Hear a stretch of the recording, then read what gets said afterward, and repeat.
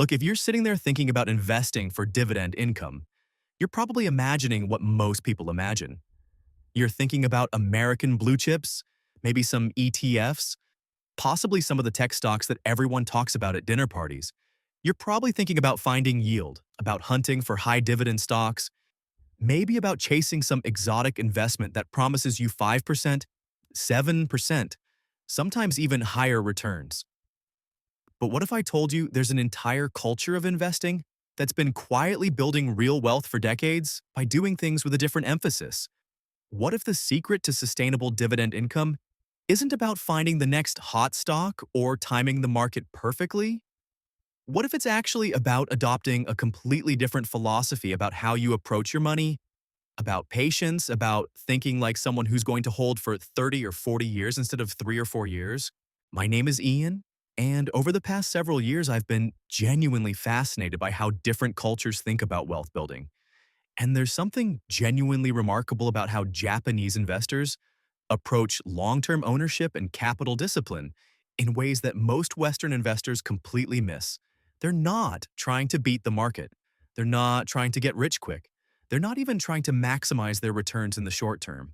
They're building generational wealth through habits that sound almost boring, almost tedious, until you actually run the math and see what happens when you apply these principles over decades. If you want to understand how to build real, sustainable dividend income that actually compounds into serious wealth, hit that subscribe button because I'm going to show you exactly how Japanese investing culture thinks about this problem differently. And it's going to change how you approach your own portfolio fundamentally. The first habit that Japanese investors absolutely nail is something most Western investors completely overlook. They have this concept called long-term holding mentality, and it's not just a suggestion in Japanese culture, it's almost a moral imperative, almost a deeply ingrained understanding about how wealth actually builds. When a Japanese investor buys a dividend-paying stock, they're not buying it for 6 months or a year. They're not even buying it for 5 years or maybe even 10 years. They're buying it because they genuinely believe in that company for the next 10, 20, 30 years, potentially even longer than that. This changes everything about how you evaluate purchases and what you're actually looking for. You're not looking for a quick double or a price appreciation that lets you exit with a profit. You're not checking the price every day, obsessing over whether it's gone up or down. You're evaluating whether this is a business you'd be willing to own a piece of forever, whether this is a company that will still be paying dividends and growing those dividends when you're old. This mentality, which sounds quaint and almost naive compared to our modern get-rich-quick culture, actually creates more real wealth than any active trading strategy ever could. The Japanese understand something fundamental that Western traders miss. Every time you sell a stock, you're triggering capital gains taxes that you owe to the government. Every time you sell, you're missing out on all the future growth that stock might have generated. Every time you sell, you're also risking that you're reacting to noise instead of fundamentals. So they tend to sell far less often, and they try to hold through cycles unless the business truly changes. A Japanese investor can hold a dividend stock for decades, watching the dividend payments increase year after year, watching the share price appreciate slowly over long periods, and never once questioning whether they made a mistake by being patient. The second habit ties directly into the first one, but it's distinct enough that it deserves its own explanation. Japanese investors build what you might call a core portfolio, and that core portfolio doesn't change much once it's constructed. They'll spend time, real time, identifying maybe 10 to 15 high-quality dividend-paying companies, companies that have paid dividends consistently for decades, companies with strong competitive advantages and sustainable business models. Once they've identified those companies, they'll just hold those positions for very long periods. They're not constantly trading in and out. They're not reading every analyst report that comes out. They're not jumping between different sectors trying to catch the next trend or capitalize on the latest hot industry. What they do instead is methodically add to their core positions over time, consistently and patiently. If they have extra money at the end of the month or the end of the year, they buy more of the companies they already own rather than looking for something new. If there's a market crash and prices drop dramatically, instead of panicking, they're actually buying even more shares at those lower prices. This creates an incredibly simple system that requires very little effort once it's set up, but generates remarkable results over decades. Most Western investors think this approach is boring and unrewarding. They think you're supposed to be constantly researching new opportunities, constantly evaluating new positions, constantly proving you're smart by making changes and adjusting your portfolio. The Japanese approach is different, radically different. You prove you're smart by making careful decisions once, doing your homework thoroughly on the front end, then having the discipline to stick with them regardless of short-term noise and market fluctuations. The third habit is something that Japanese culture instilled in investors decades ago, and it's having an almost obsessive focus on dividend yield, and more importantly, dividend growth. In Japan, investors don't just look at the current dividend yield of a stock, what it's paying today. They look at the history of dividend payments, scrutinizing how consistently the company has increased its dividend over the past 10, 15, 20 years. They'll look at a company that's increased its dividend every single year for the past 20 years, never once cutting it even during recessions, and treat that as a fundamental signal of quality and reliability. It's not about chasing the highest dividend yield today, even though that might sound attractive. It's about finding companies that have demonstrated an unwavering commitment to increasing shareholder returns year after year after year. These are companies whose managers understand that the best way to keep shareholders happy and to reinvest capital efficiently is to consistently grow the dividend. This is the kind of company where your dividend income actually grows without you doing anything on your end. You own the stock, and every single year the company increases the dividend payment. Over decades, this compounds into serious money. A dividend that started at 3% yield on your original investment can become 5%, then 7%, then 9% on that same original investment. You're not adding any new money. The yield is just growing because the company keeps raising the payment. That's how you build real income. That's how someone who bought Japanese dividend stocks 20 years ago is now receiving incredible dividend payments, absolutely incredible payments, from their original investment while their friends are still working. The fourth habit, and this is something that genuinely separates Japanese investors from Western ones in a fundamental way, is their strong preference for companies with long records of reliable dividends and shareholder returns. Similar to what Americans call dividend aristocrats, even if Japan doesn't use that exact label in the same formal way. In Japan, there's a lot of respect among long-term investors for companies that have paid and maintained dividends for extremely long periods, consistently and reliably. We're talking about companies that have done this for 20, 30, sometimes even 40 years or more. American investors have heard of dividend aristocrats, companies that have increased dividends for at least 25 consecutive years. Japanese investors take this idea seriously, but they often focus less on the label and more on the underlying durability. They don't just look for companies that have paid dividends, they look for companies where dividend increases are supported by the business model and financial strength, and where increases have historically been consistent. Even though nothing is ever guaranteed, they want companies and industries that are stable, predictable, and where customer relationships are so strong that revenue streams are essentially locked in for decades. These aren't necessarily exciting companies. They're utilities, they're railroads, they're insurance companies, they're consumer staples producers. But they're companies that have survived economic depressions, severe recessions, wars, and pandemics while still paying dividends and often increasing them. That's the kind of reliability that actually builds generational wealth, the kind of stability that lets you sleep at night. The fifth habit is something that most Western dividend investors completely get wrong or never even think about. Japanese investors think about dividend income in terms of purchasing power, not just nominal growth or just the raw numbers. They understand that inflation is a real force that erodes the value of your money over time, slowly and invisibly. So they specifically look for companies that have not just maintained their dividend payments, but increase them faster than inflation is increasing. A company that grows its dividend at 5% a year sounds nice and reasonable until you realize inflation is 3% a year. So your real dividend growth, your actual increase in purchasing power, is only about 2%. A company that grows its dividend at 8% a year, though, that's actively increasing your purchasing power. That's actually making you richer in real terms every single year, not just nominally, but in what that money can actually buy. This is why Japanese investors are willing to hold positions for decades without complaint. They're not confused about what inflation does to your savings. They're actively fighting it by owning pieces of companies that grow their dividends faster than the cost of living increases every year. The sixth habit is portfolio diversification, but not in the way that most Western investors think about it. Western investors think diversification means owning stocks, bonds, real estate, maybe some commodities, maybe some cryptocurrency. They think diversification is about owning fundamentally different asset classes.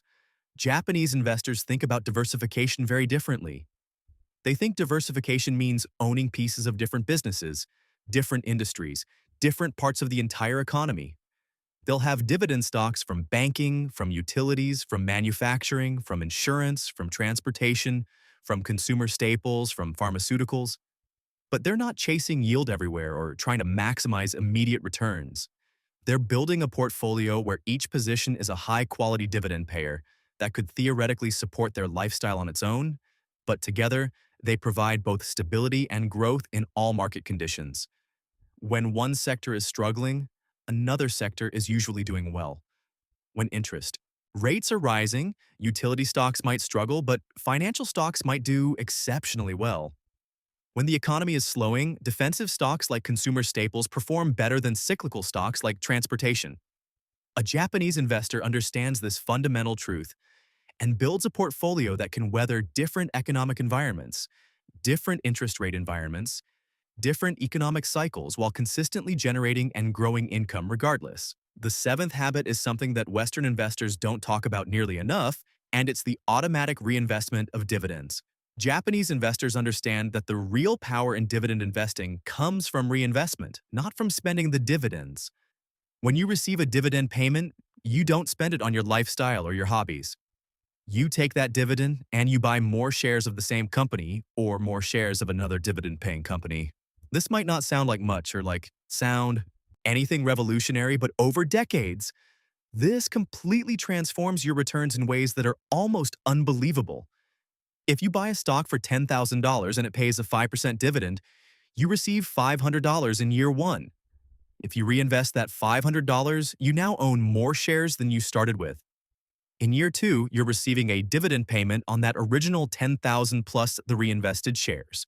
Your dividend payment is now larger. The dividend compounds. This is how wealth actually builds in real time.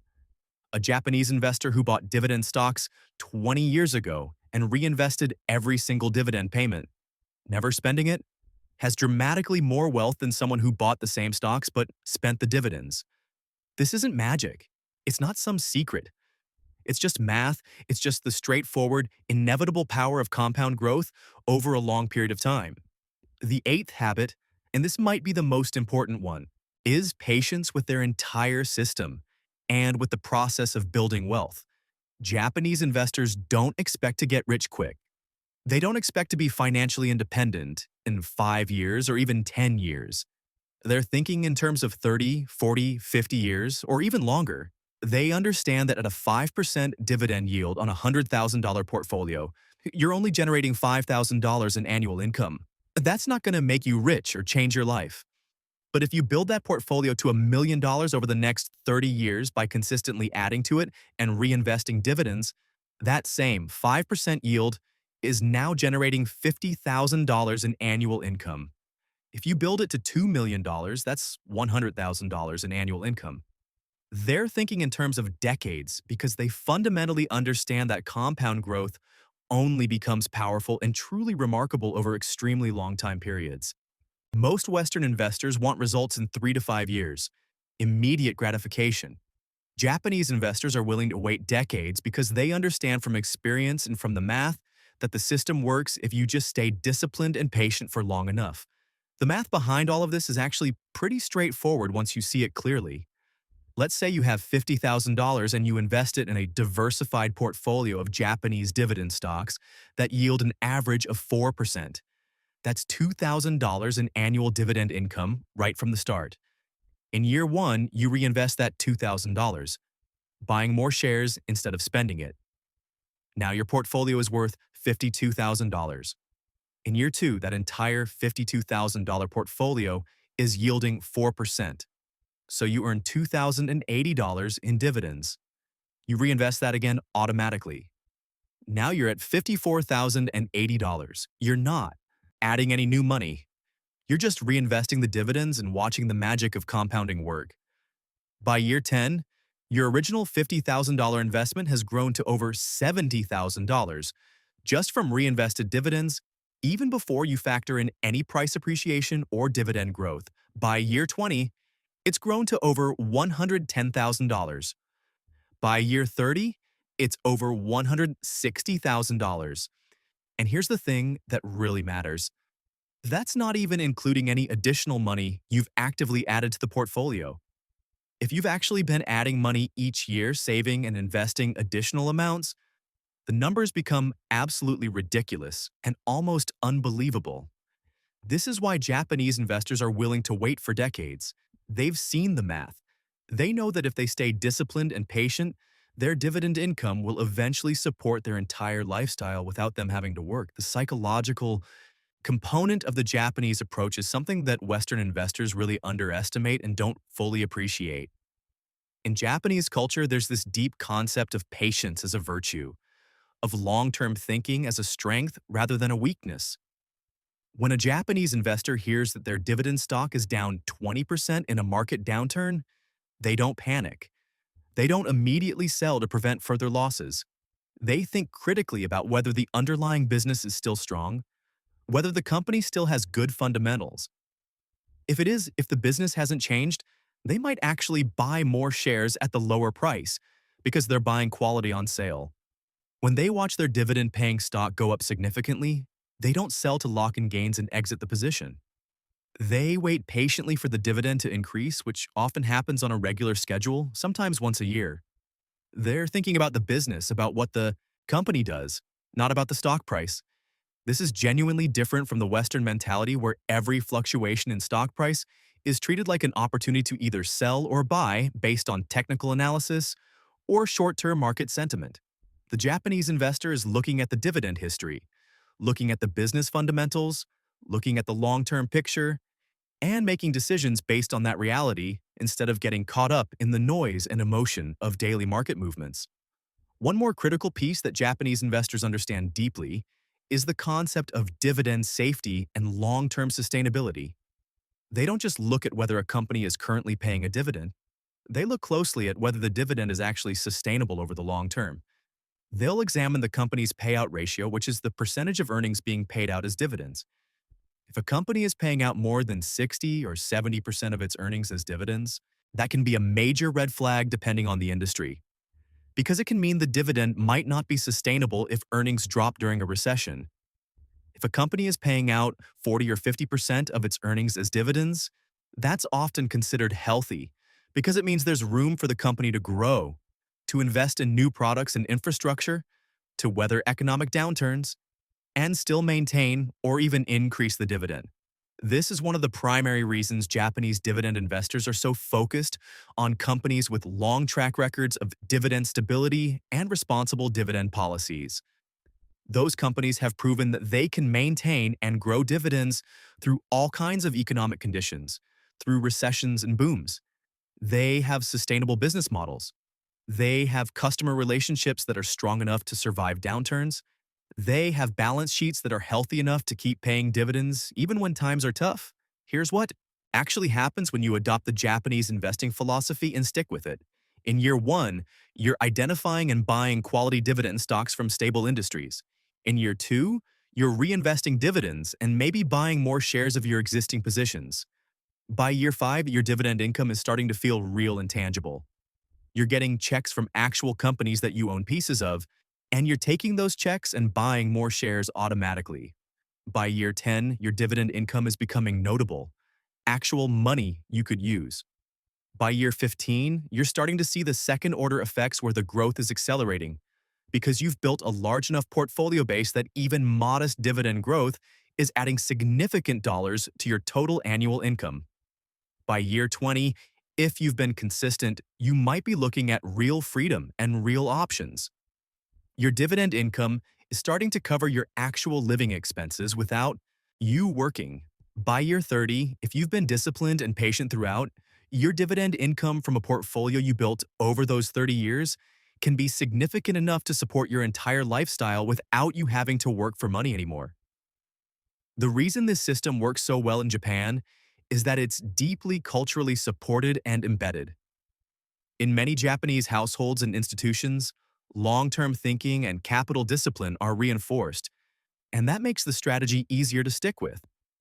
Some people do grow up seeing family members save methodically, and in professional settings, long horizon discipline can be reinforced as well.